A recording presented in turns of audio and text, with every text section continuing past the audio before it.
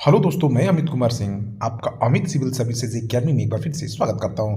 दोस्तों, मेरे चैनल पर डेली बिहार करंट अफेयर्स राष्ट्रीय तथा अंतर्राष्ट्रीय घटनाओं के साथ अपलोड होता है, जिसमें हम लोग 6 अखबारों का निचोड़ देखते हैं। यकीन मानिए दोस्तों, 6 अखबारों से चुनिंदा करंट अफेयर्स को मैं लेकर आपके लिए आता हूं कि आपको जब एग्जाम में जाए तो आपको एक भी करंट अफेयर्स न छूटे। तो दोस्तों, देर न करिए, चैनल को सब्सक्राइब कर लीजिए, दोस्तों में शेयर करिए। बहुत ही इंपॉर्टेंट वीडियो करंट अफेयर्स आपको डेली मिलने वाला है। तो चलते हैं आज के पहले क्वेश्चन की तरफ। और मैं बताना चाहूँगा कि अगर आपको पीडीएफ प्राप्त करना है तो आप मेरे Amit civil services academy telegram channel पर जाकर ले सकते हैं पीडीएफ। ठीक है, चलते हैं आज के पहले क्वेश्चन की तरफ। बिहार कांग्रेस के नए प्रभारी कौन बनाए गए हैं? देखिए दोस्तों, हाल ही में हुए लोकसभा चुनाव को देखते हुए कांग्रेस ने कुछ राज्यों के जिला प्रभारी बदले हैं। बिहार के नए जिला प्रभारी मोहन प्रकाश बने हैं। उन्होंने भक्त चरण सिंह का जो है स्थान लिया है।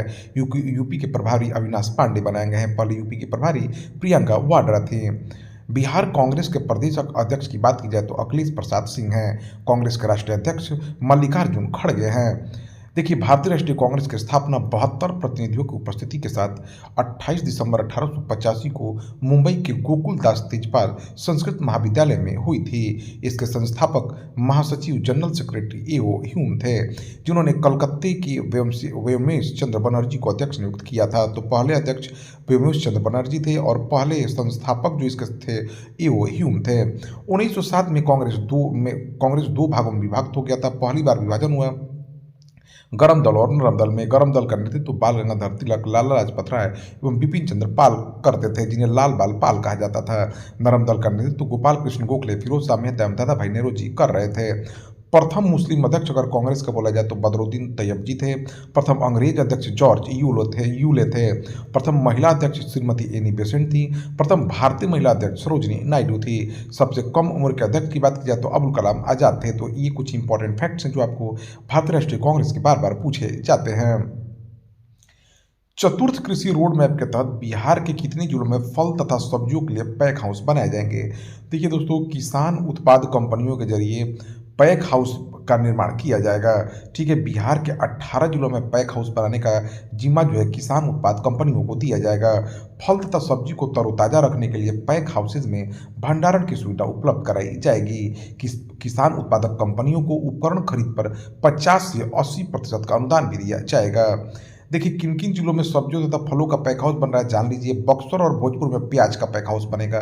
नालंदा में आलू का, वैशाली में शहद का, रोहतास में टमाटर का, समस्तीपुर और अररिया में हरी मिर्च का, पूर्वी चंपारण में लहसुन का, भागलपुर, दरभंगा, पटना आम का बनेगा। ठीक है, पश्चिमी चंपारण में हल्दी का, किशनगंज में अनानास का, समस्तीपुर, मुजफ्फरपुर, सीतामढ़ी, शिवहर में लीची का बनेगा, कटिहार में केला का और सुपौल में मखाना का पैक हाउस बनेगा। बिहार के कृषि मंत्री की बात की जाए तो कुमार सर्वजीत है। भारत के कृषि मंत्री की बात की जाए तो अर्जुन मुंडा है। मुख्यमंत्री नीतीश कुमार के कृषि सलाहकार डॉक्टर मंगला राय हैं। बिहार को देखिए 2012 में चावल के लिए कृषि कर्मण पुरस्कार मिला था। वर्ष 2013 में गेहूं के लिए, वर्ष 2016 में मक्का के उत्पादन के लिए कृषि कर्मण पुरस्कार मिला था। चावल एवं गेहूं उत्पादन में राज्य देश में 6ठे स्थान पर है। सब्जी उत्पादन में राज्य देश में 3रा स्थान पर है। राज्य लीची उत्पादन में देश में प्रथम, आम में 4था, अमरूद में 5वां एवं केले में 6वें स्थान पर है। मखाना में देश के कुल उत्पादन का 85% से अधिक बिहार में होता है। शहद उत्पादन राज्य देश में 2रे स्थान पर है। शहद उत्पादन में राष्ट्रपति द्रौपदी मुर्मू ने 18 अक्टूबर 2023 को पटना में बिहार का चौथा कृषि रोड मैप लॉन्च किया है। बिहार सरकार 2008 से कृषि रोड मैप लागू कर रही है। चौथे कृषि रोड मैप में कृषि और अन्य विभागों की 1.62 लाख करोड़ रुपए की लागत शामिल है। गया में बाजरा उत्कृष्टता केंद्र बनाया जाएगा, जो वैज्ञानिक खेती को बढ़ावा देगा। बिहार के वैशाली जिले में बिदुपुर में पान का सेंटर ऑफ एक्सीलेंस बनाया जा रहा है। बिहार के जल संसाधन विभाग ने नहरों के पानी का हिसाब और बर्बादी रोकने के लिए किस नाम से एक ऐप लॉन्च किया? तो indent and discharge system web app launch किया है। बिहार के जल संसाधन मंत्री संजय कुमार झा ने इस ऐप को लॉन्च किया है नहरों में पानी का बर्बादी रोकने के लिए। नहरें बिहार में सिंचाई का प्रमुख साधन है। बिहार में लगभग 28% भूमि इनसे सिंचित है। बिहार में देखिए, बिहार में 3 प्रमुख नहर प्रणाली है। कोसी नहर प्रणाली, जहाँ से सुपौल, सहरसा, खगड़िया, पूर्णिया, अररिया, कटिहार, मधेपुरा, दरभंगा जिले को सिंचाई का पानी मिलता है। गंडक नहर प्रणाली, इस नहर प्रणाली से पूर्वी चंपारण, पश्चिमी चंपारण, मुजफ्फरपुर, वैशाली, गोपालगंज, सिवान तथा सारण को सिंचाई की सुविधा मिलती है। सोन नहर प्रणाली की अगर बात की जाए दोस्तों, तो इससे गया, औरंगाबाद, बक्सर, भोजपुर, रोहतास, कैमूर, अरवल, कैमूर जिलों को सिंचाई की सुविधा उपलब्ध होती है। गणित में उत्कृष्ट योगदान के लिए किन्हें शास्त्र रामानुज पुरस्कार 2023 से सम्मानित किया गया है? तो दे दीजिए रुई किक्सियांग झांग को। कौन है? रुई किक्सियांग झांग जो हैं उनको मिला है शास्त्र रामानुज पुरस्कार 2023। कैलिफोर्निया विश्वविद्यालय बर्कले, संयुक्त राज्य अमेरिका में सहायक प्रोफेसर गणितज्ञ रुई किक्सियांग झांग को प्रतिष्ठित 2023 शास्त्र रामानुज पुरस्कार दिया गया है। यह पुरस्कार गणित के क्षेत्र में उल्लेखनीय योगदान को मान्यता देता है। हाल ही में कौन सा देश सऊदी अरब की अध्यक्षता वाले पेट्रोलियम निर्यातक देशों के संगठन ओपेक को छोड़ने का घोषणा किया है? देखिए दोस्तों, अंगोला ने ओपेक को छोड़ दिया है। ओपेक का full form organisation of the petroleum exporting countries है। इसका गठन 1960 में हुआ था। उस समय 26 देश थे, जिसमें से 13 देश बाहर हो गए हैं। यह देश के वर्तमान में उत्पादक 13 देश है और ये देश मध्य पूर्व और अफ्रीका देश के हैं, जो निम्न प्रकार से हैं। अब तो इसके देखिए, अंगोला के निकलने के बाद अब मात्र 12 देश इसमें रह गए हैं। इसके सदस्य हैं Saudi Arab, Algeria, Iran, Iraq, Kuwait, Angola, संयुक्त अरब अमीरात, Nigeria, Libya, Venezuela, Gabon, Guinea, Congo. Angola भी बाहर निकल गया है। इसका मुख्यालय ओपेक वियना, ऑस्ट्रिया में है। छठे रविंद्रनाथ टैगोर साहित्यिक पुरस्कार 2023 से किसे सम्मानित किया गया है? तो देखिए, छठे रविंद्रनाथ टैगोर साहित्यिक पुरस्कार 2023 से सुकृता पाल कुमार को सम्मानित किया गया है। लेखिका सुकृता पाल कुमार को 2023 के टैगोर साहित्य पुरस्कार से सम्मानित किया गया है। लेखिका और समीक्षक सुकृता पाल कुमार को उनकी पुस्तक salt and paper selected poems के लिए छठे रविंद्रनाथ टैगोर साहित्य पुरस्कार से सम्मानित किया गया है। यूनेस्को के प्रिक्स वर्सलेंस में इंटीरियर 2023 के वर्ल्ड स्पेशल पुरस्कार से पहली बार किस एकमात्र भारतीय हवाई अड्डे के टर्मिनल 2 को दुनिया के सबसे खूबसूरत हवाई अड्डे के रूप में मान्यता मिली है? तो देखिए, इंटीरियर के लिए अवार्ड दिया है यूनेस्को के द्वारा। सबसे खूबसूरत इस जो टर्मिनल है, अंतर्राष्ट्रीय हवाई अड्डा जो बेंगलुरु है, कैंपागोंडा हवाई अड्डा नाम है उसका, बेंगलुरु में जो है, उसके टर्मिनल 2 को दुनिया का सबसे खूबसूरत हवाई अड्डे के रूप में मान्यता मिली है। देश में चीनी और जैव ईंधन का पहला सेंटर ऑफ एक्सीलेंस कहाँ स्थित राष्ट्रीय सरकरा संस्थान में खोला जाएगा? तो देखिए, कानपुर का जो सरकरा संस्थान है, चीनी संस्थान है, वहाँ पर चीनी और जैव ईंधन का पहला सेंटर ऑफ एक्सीलेंस बनाया जाएगा। उत्तर प्रदेश के मुख्यमंत्री योगी आदित्यनाथ हैं। उत्तर प्रदेश की राज्यपाल आनंदीबेन पटेल हैं। किस अंतरिक्ष एजेंसी के अंतरिक्ष यान कैसिनी ने शनि ग्रह के बर्फीले चंद्रमा एन्सेलाडस पर हाइड्रोजन साइनाइड की पहचान की है? तो देखिए, नासा अंतरिक्ष एजेंसी के अंतरिक्ष यान कैसिनी ने शनि ग्रह के बर्फीले चंद्रमा पर एन्सेलाडस पर हाइड्रोजन साइनाइड की पहचान की है।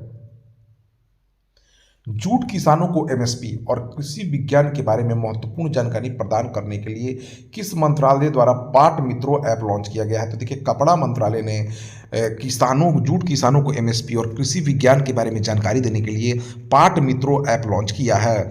कपड़ा मंत्रालय ने जूट कॉरपोरेशन ऑफ इंडिया द्वारा पाट मित्रों ऐप लॉन्च किया गया, जो जूट किसानों के लिए महत्वपूर्ण है, जो न्यूनतम समर्थन मूल्य और कृषि संबंधी जानकारी प्रदान करता है और उनके लाभों को सशक्त बनाता है। कपड़ा मंत्रालय ने जूट किसानों को समर्थन और सशक्त बनाने के लिए यह ऐप लॉन्च किया है। भारतीय जूट निगम लिमिटेड द्वारा विकसित एप्लीकेशन जूट किसानों को एमएसपी और कृषि विज्ञान के बारे में जानकारी देगा।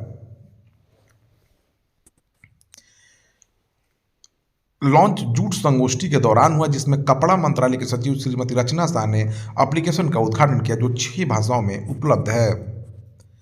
भारत के पर्यावरण, वन और जलवायु परिवर्तन मंत्रालय के साथ यूनिसेफ की जनरेशन अनलिमिटेड ने युवाओं को प्रभावशाली जमीनी स्तर के पर्यावरणीय कार्यों में शामिल करने के लिए कौन सा पहल लॉन्च किया? देखिए, यूनिसेफ ने पर्यावरण कार्यों में युवाओं की भागीदारी को बढ़ाने के लिए ग्रीन राइजिंग नामक जो है पहल को लॉन्च किया है। इसको याद रखिए। देखिए, यूनेस्को एशिया प्रशांत पुरस्कार 2023 दिया गया, ठीक है, सांस्कृतिक विरासत संरक्षण के लिए। यूनेस्को एशिया प्रशांत पुरस्कार 2023 में चीन, भारत और नेपाल की 12 परियोजनाओं को अवार्ड ज्यूरी द्वारा स्वीकार किया गया है। भारत देखिए किसमें प्रदर्शन किया है। उत्कृष्टता का पुरस्कार भारत को मिला है अमृतसर में रामबाग गेट को। विशिष्टता का पुरस्कार मिला है केरल के कुन्नमंगलम भगवती मंदिर स्थित कर्णिकारा मंडपम को। ठीक है, मेरिट का पुरस्कार मिला हरियाणा के गुरुग्राम में चर्च ऑफ एपिफेनी को, मुंबई में डेविड सैसून लाइब्रेरी और रीडिंग रूम, नई दिल्ली में बीकानेर हाउस को। ठीक है, पंजाब में पीपल हवेली और काठमांडू में सिकामी छेन को उनकी परिवर्तनकारी विरासत प्रथाओं के लिए special recognition for sustainable development से भी सम्मानित किया गया है। तो ये इतने सारे पुरस्कार जो है मिले हैं किसके तहत दोस्तों, यूनेस्को एशिया प्रशांत पुरस्कार 2023 में भारत को। तो उसको ध्यान दीजिए। किस देश के सशस्त्र बल के अधिकारियों को DSCSC श्रीलंका में गोल्डन आउल पुरस्कार 2023 से सम्मानित किया गया है? तो देखिए, श्रीलंका में defence services command and staff college में प्रतिष्ठित कमांड एंड स्टाफ कोर्स से गुजर रहे भारतीय सशस्त्र बलों के 3 अधिकारियों को उनके उत्कृष्ट प्रदर्शन के लिए प्रतिष्ठित गोल्डन आउल पुरस्कार से भारत को सम्मानित किया गया है।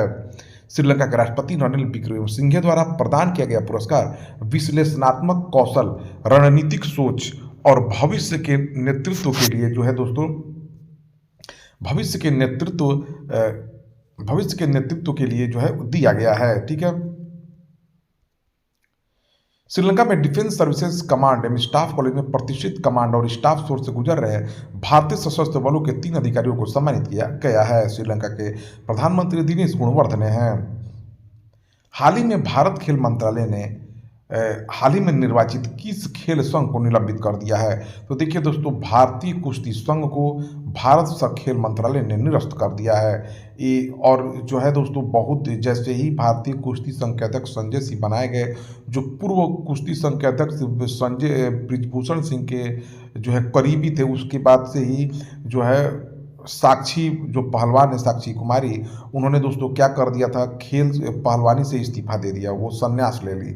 उसके बाद बजरंग पुनिया ने भी अपना पद्मश्री मेडल लौटा दिया और भी बहुत सारे पहलवानों ने पदक लौटाने की घोषणा की, जिसके बाद एक तत्कालिक रूप से जो भी चुनाव में फैसला हुआ संजय सिंह ने उसको निलंबित कर दिया गया है। ठीक है, तो इसको ध्यान रखिए। भारत के अगर खेल मंत्री की बात किया तो अनुराग ठाकुर हैं। तो दोस्तों देखिए, 24 दिसंबर 2023 के यही इंपॉर्टेंट करंट अफेयर्स है। ठीक है दोस्तों, तो ऐसे ही खबरों के लिए हमारे चैनल से जुड़ जाइए। Thank you for watching my videos.